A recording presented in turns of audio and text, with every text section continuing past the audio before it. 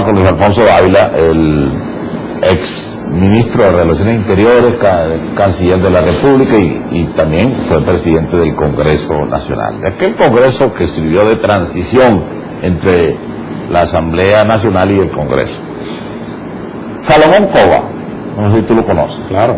Salomón Cova dice que está extrañado de escucharte en la forma como estás hablando, porque tú una vez alabaste a Fidel Castro y que si estás perdiendo el valor. No, un saludo, Salomón. Yo espero que te hayas recuperado de tu problema cardíaco. No, en realidad no admiro a Fidel Castro, y si alguna vinculación se pudo haber tenido con el gobierno de Fidel Castro, no fue para agradecerle la invasión que hoy estamos sufriendo acá en Venezuela. Es un gobierno de un país que no lo considero enemigo. Yo no considero enemigos a los cubanos. Lo que sí considero es la forma como actualmente se están realizando la situación aquí en el país. Fíjate, Salomón, hay cubanos metidos en el Hospital Central de la Fuerza Armada Nacional, pero ese es el único elemento con el que cuenta la Defensa Nacional para atender a los heridos, a todas aquellas personas que en una conflagración, en una situación de violencia interna o externa, necesitaban o necesitarían de la ayuda médica. Bueno, en el Hospital Central de la Fuerza Armada hay un grupo de cubanos que no sabemos por qué están ahí. En el hospitalito de Fuerte Tiuna hay un grupo de cubanos ahí.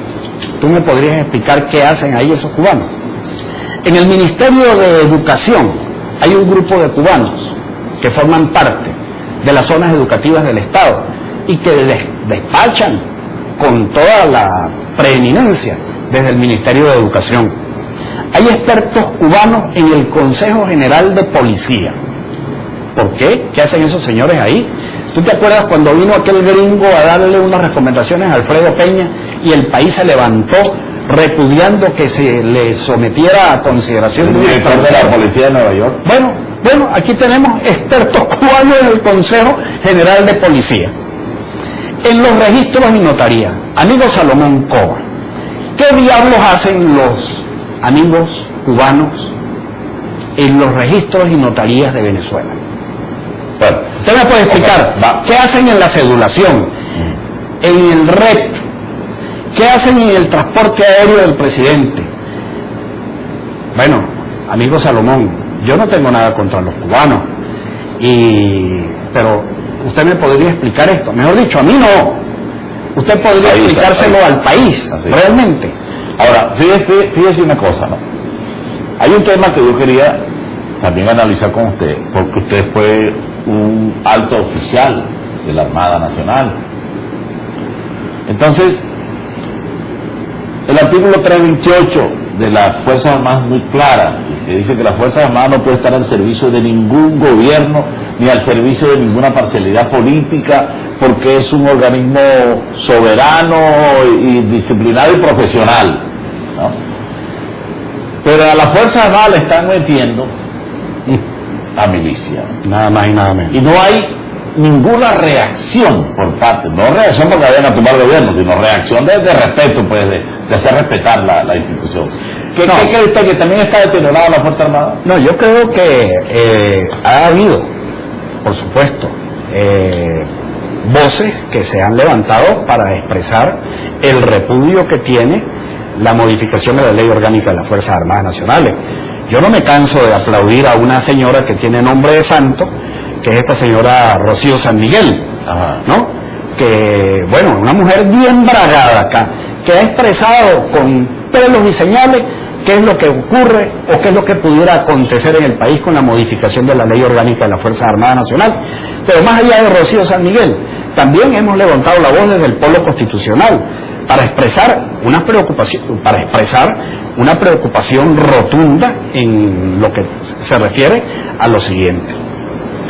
La Constitución del 99 limita el control del orden interno a la Guardia Nacional, porque todos todavía tenemos en la mente lo que aconteció cuando el Caracazo Bueno, control del orden interno. Cuando en algún otro país, yo recuerdo que estudié en Francia, usted habla de darle a la Fuerza Armada Nacional el control del orden interno. Bueno, eso ya es pecado mortal, porque ese es un asunto de la policía. Las Fuerzas Armadas están diseñadas, creadas, organizadas, estructuradas y entrenadas para repeler una acción externa al país. Bueno, pues en la Constitución del 99 se mete ese gazapo ahí y se le da a la Guardia Nacional la posibilidad de actuar en el control del orden interno del país. Bueno, Chávez modifica la ley, crea un nuevo componente que se llama la milicia, estimado Salomón Cova, y le dan a la Milicia Nacional la posibilidad de actuar en el control del orden interno del país. ¿Usted está de acuerdo con eso, Salomón? Usted fue fundador de este proyecto, yo lo recuerdo perfectamente bien y he conversado con usted múltiples veces. No, esto es inconstitucional. Por eso dentro del polo constitucional, y yo te pregunto, ¿tú defiendes la Constitución o estás contra la Constitución, Salomón?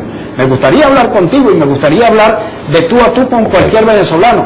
Nosotros defendemos la Constitución, buscamos su implementación y creemos que alrededor de esa defensa e implementación de la Constitución podemos conseguir una vía para salir de este país que está patas arriba. Luis Alfonso, se nos está terminando el tiempo. Me gustaría que en 2 minutos que nos quedan nos hablara, después de tú haber hecho el análisis que ha hecho sobre la situación del país, sobre lo que ustedes están haciendo en el polo constitucional, sobre la gravedad, las vicisitudes que tiene esta nación en este momento, que son inexplicables, porque este es el país más rico de América Latina desde el punto de vista per cápita, deberíamos tener todos en una tacita de oro.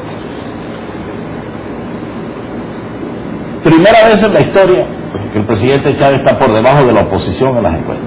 Primera vez en la historia. Vienen las elecciones de septiembre, que son elecciones para la Asamblea Nacional. ¿Qué recomiendan ustedes desde el polo constitucional? ¿Qué se debe hacer? ¿Hacia dónde debe el país dirigirse para tratar de enderezar estos encuentros? Mira, acá en Venezuela el 2 de diciembre, hubo una unidad de propósito. Es decir, decirle no a la posibilidad de modificar la Constitución. Hubo unidad de propósito. Ahí todos los partidos políticos tuvieron que agruparse alrededor de esa unidad de propósito. A partir del 2 de diciembre no ha habido en Venezuela algo que pudiera unir la voluntad de los venezolanos, ni mucho menos unir todas esas protestas de las cuales hablamos durante el transcurso del programa. Por lo tanto, nosotros planteamos la necesidad de buscar, a través de esa unidad de propósito, de la defensa y de la implementación de la Constitución, buscar una vía de salida.